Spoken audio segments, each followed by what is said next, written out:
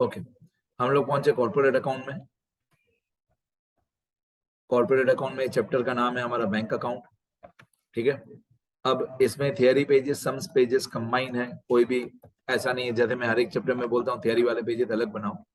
जो ये वाला टॉपिक है हमारा आज वाला, जो क्वेश्चन 2 आपको दिख रहा है सुधीर प्रकाशन का, इस टॉपिक को बोलते हैं इंटरेस्ट ऑन डाउटफुल डेट्स।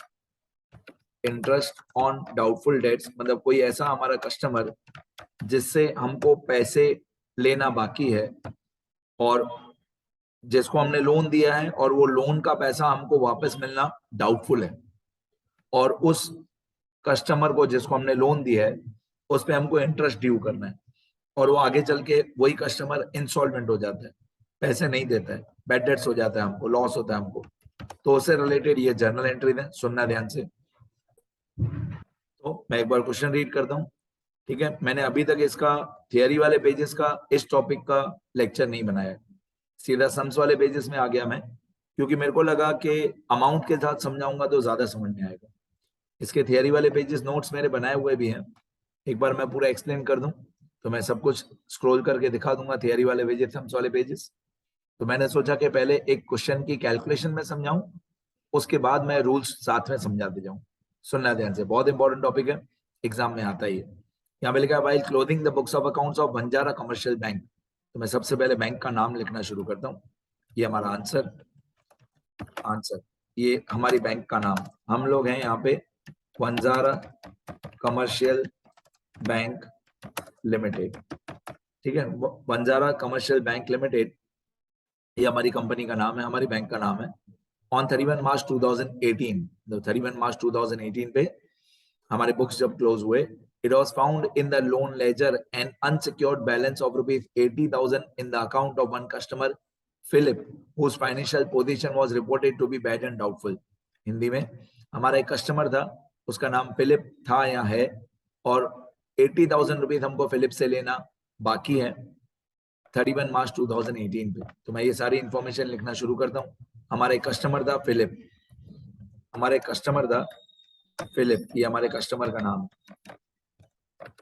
और फिलिप से हमको टोटल पैसा, जो लोन का पैसा लेना बाकी था आउटस्टैंडिंग, कितना लोन का पैसा हमको लेना बाकी था आउटस्टैंडिंग, वो था 80,000। तो 80,000 रुपीज हमको लोन का पैसा लेना बाकी था। मैं यहाँ पे लिख देता हूँ लोन का टोटल आउटस्टैंडिंग 80,000 रुपीज हमको फिलिप से लेना बाकी था, राइट। ठीक है बेटा, आगे बढ़ते हैं। डेट दी हुई थी, dates of accounting year question में दिया हुआ था कि अकाउंटिंग ईयर जो है वो हमारा 31/3/18 पे खत्म हुआ, तो 1/4/17 पे शुरू हुआ होगा और 31/3/18 पे खत्म हुआ होगा। आगे फिर लिखा हुआ है क्वेश्चन में, in the account of one customer Philip, whose financial position was reported to be bad and doubtful, on 31 March 18 the bank charged interest at 18% per annum on the amount of the above loan for last 5 months। अभी ये मैं last 5 months underline करता हूँ, मतलब हमारी bank ने इस आदमी के ऊपर, फिलिप के ऊपर लास्ट 5 महीने का इंटरेस्ट चार्ज किया, और रेट ऑफ इंटरेस्ट है 18%। रेट ऑफ इंटरेस्ट है 18%। मैं धीरे धीरे क्वेश्चन पढ़ रहा हूँ, जितना पढ़ रहा हूँ उतना सॉल्व करते जा रहा हूँ। तो यहाँ पे मैं लिखूंगा इंटरेस्ट, हमको इंटरेस्ट का कितना पैसा लेना बाकी था। तो मैं यहाँ पे कैलकुलेशन लिखता हूँ पहले, यहाँ पे लिख देता हूँ ब्रैकेट में, हम लोगों को 80,000 रुपीज के लोन पे 18% मतलब 18/100 और 5 महीने का मतलब 5/12, इतना इंटरेस्ट हमको लेना बाकी था फिलिप से। हमारी बैंक का नाम है बंजारा कमर्शियल बैंक, और हमको फिलिप से 80,000 rupees per multiply by 18/100 multiply by 5/12 मतलब 18% 5 महीने का, ये इंटरेस्ट होता है 6,000 रुपीज। हमको 6,000 रुपीज लेना बाकी था इससे, फिलिप से। हमारी बैंक का नाम क्या है, बंजारा, और हमको फिलिप से इतना पैसा लेना बाकी था 6,000 टोटल इंटरेस्ट। आगे फिर लिखा हुआ है इन दिस रेस्पेक्ट, ध्यान दो क्वेश्चन में 6th line, in this respect the bank is in possession of a machine of the value of 90,000 by way of security received from Philip. हमको फिलिप से एक सिक्योरिटी मिली थी। फिलिप की एक मशीन है, उसकी बुक वैल्यू 90,000। ये मशीन की बुक वैल्यू है 90,000। ये सिक्योरिटी है हमारी। हम एज अ बैंक जब भी किसी कस्टमर को लोन देते हैं तो कुछ ना कुछ सिक्योरिटी अपने पास रखते हैं कि भाई अगर ये पैसे नहीं देगा तो फिलिप अगर पैसे नहीं देगा तो उसकी सिक्योरिटी हम लोग बेच देंगे। अब ये मशीन, जो फिलिप की मशीन हमारे पास है 90,000 रुपए की, ये 90,000 काम का नहीं है क्योंकि ये 90,000 बुक वैल्यू है। मैं लिखना शुरू करता हूँ। टोटल आउटस्टैंडिंग के बाद एक कॉलम आएगा अमाउंट रिसीव्ड। पहले मैंने लिखा कि टोटल कितना पैसा लेना बाकी था। अब मैं लिख रहा हूं कि कितना पैसा हमको मिला। तो मशीन जो है बेटा, मशीनरी की बुक वैल्यू, मशीनरी की बुक वैल्यू 90,000 है, लेकिन ये 90,000 हमारे काम का नहीं है। ये 90,000 हमारे काम का नहीं है। जब ये मशीन हम लोग बेचेंगे तो जो सेलिंग प्राइस होगा, रियलाइजेबल वैल्यू, वो हमारे काम का है। आगे फिर लिखा हुआ है Philip was declared instalment on 20 May 18। ये भी मैं लिख देता हूँ डेट, बाद में जर्नल एंट्रीज में काम आएगी। Date of Philip being declared instalment, मतलब फिलिप इस दिन पे इंस्टॉलमेंट डिक्लेयर हुआ 20 मई 2018। ठीक है, इस दिन पे फिलिप इंस्टॉलमेंट डिक्लेयर हो गया। Philip was declared insolvent on 20 May 18. The bank could realize, मतलब बैंक यानी हम, बैंक मतलब हम, bank could realize rupees 50,000 from the sale of machine received as security. तो जो मशीन हमको मिली थी एज अ सिक्योरिटी, उसकी बुक वैल्यू 90,000 थी, लेकिन सेल करके हमको सिर्फ 50,000 मिला। तो फिलिप की मशीन तो हमने बेच दी क्योंकि उसने लोन का पैसा नहीं दिया, लेकिन मशीन की सेलिंग प्राइस, इस मशीन की सेलिंग प्राइस थी 50,000। तो मशीनरी सेलिंग प्राइस 50,000, ये सेलिंग प्राइस जो है 50,000 बेटा, ये हमारे काम का है। सेलिंग प्राइस 50,000, मैं यहाँ पे 50 कर देता हूँ। 50,000 ये हमारे काम का है, मतलब फिलिप की मशीन हमने 50,000 रुपए में बेच दी। 90,000 कहीं पे भी किसी भी काम का नहीं है। 90,000 इज ऑफ नो यूज। ठीक है, इसको मैं थोड़ा सा साइड में कहीं पे लिख देता हूँ इन सारी बातों में। ठीक है, अब मैं ऊपर जाके अमाउंट रिसीव्ड में लिखता हूँ कि 50,000 रुपीज मिला।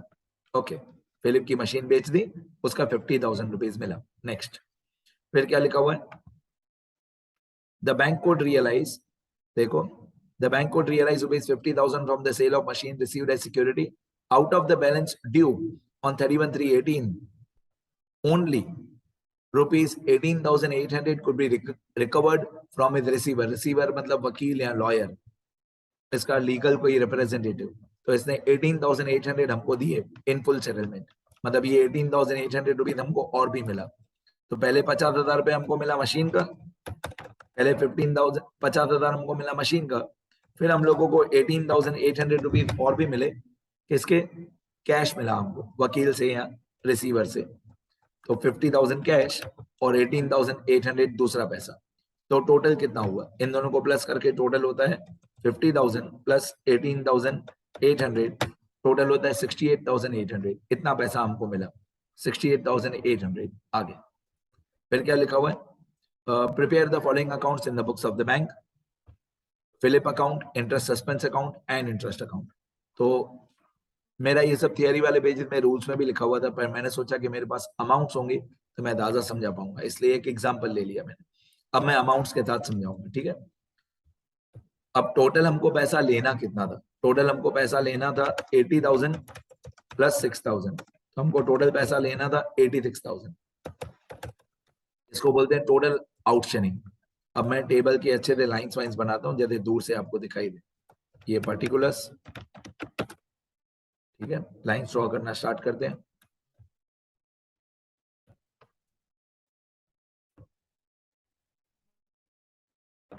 ये पर्टिकुलर्स, ये टोटल आउटस्टैंडिंग, ये अमाउंट रिसीव्ड, बाकी जितना अमाउंट नॉट रिसीव्ड होगा वो। तो पहले टोटल आउटस्टैंडिंग लिखा है, फिर कितना पैसा मिल गया वो लिखा है। अब मैं लिखूंगा कितना पैसा नहीं मिला, अमाउंट नॉट रिसीव्ड। तो कितना पैसा हमको नहीं मिलेगा वो लिख दूंगा मैं। ठीक है, अब सुनना, ये ज्यादा हार्ड और इंपॉर्टेंट है, सुनते रहना। तो ये जो मिस्टर फिलिप है, मिस्टर फिलिप का टोटल लोन था, लोन और इंटरेस्ट का पैसा मिला के टोटल हमको पैसा लेना था 86,600, सॉरी 86,000। टोटल हमको पैसा लेना था फिलिप से, ये वाला 86,000। उसमें से टोटल पैसा जो रिसीव हुआ वो है 68,800, इतना पैसा रिसीव हुआ। अब हमको ये नहीं बताया हुआ है कि जो पैसा रिसीव हुआ 68,800, उसमें से मतलब फिलिप ने जो हमको पैसा दिया 68,800, उसमें से लोन का पैसा कितना दिया फिलिप ने और इंटरेस्ट का पैसा कितना दिया फिलिप ने, वो तो क्वेश्चन में बताया हुआ ही नहीं है। तो जब आप इस प्रॉब्लम में अटक जाओ कि पैसा मिला है 68,800, लेकिन उसमें से लोन का कितना पैसा और इंटरेस्ट का कितना पैसा, तब आपको क्या करना है, तब आपको एक रेशियो निकालना है। कौन सा रेशियो निकालना है? आपको इस लोन और इंटरेस्ट का रेशियो निकालना है। लोन है 80,000 टोटल लोन और इंटरेस्ट है 6,000, इसका आपको रेशियो निकालना है 80,000 और 6,000 का रेशियो। तो वो रेशियो होता है 40:3, 40:3 उस 40:3 में आपको ये 68,800 को डिस्ट्रीब्यूट करना है। ठीक है, मैं लिख के देता हूं पूरा पैराग्राफ, ये एग्जाम में लिखने की जरूरत नहीं है, सुनना ध्यान से।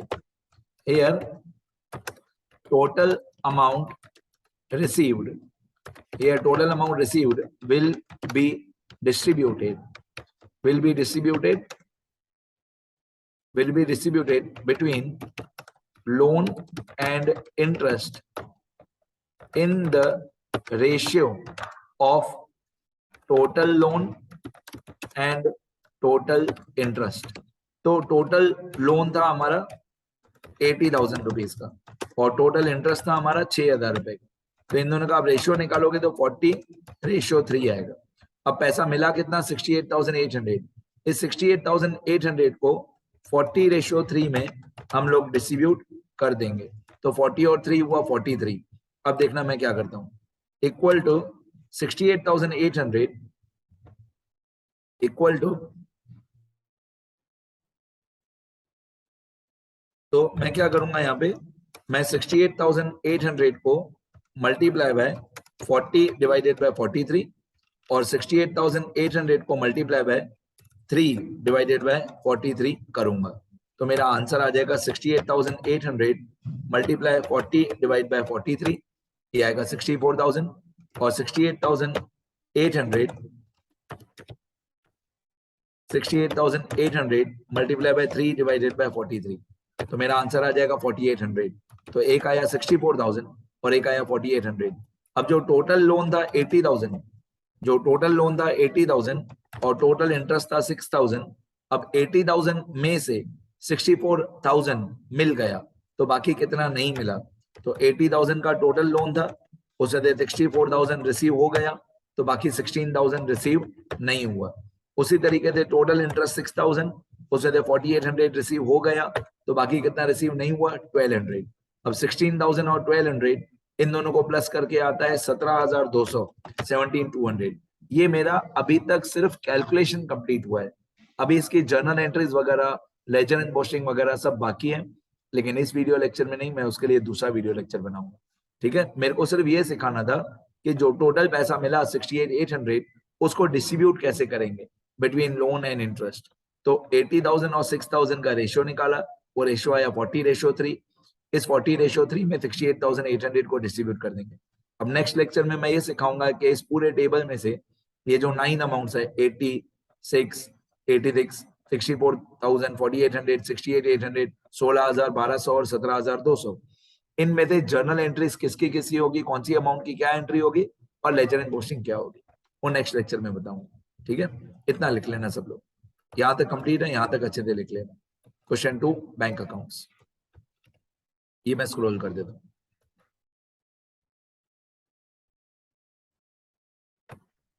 इतना लिखना अच्छे से।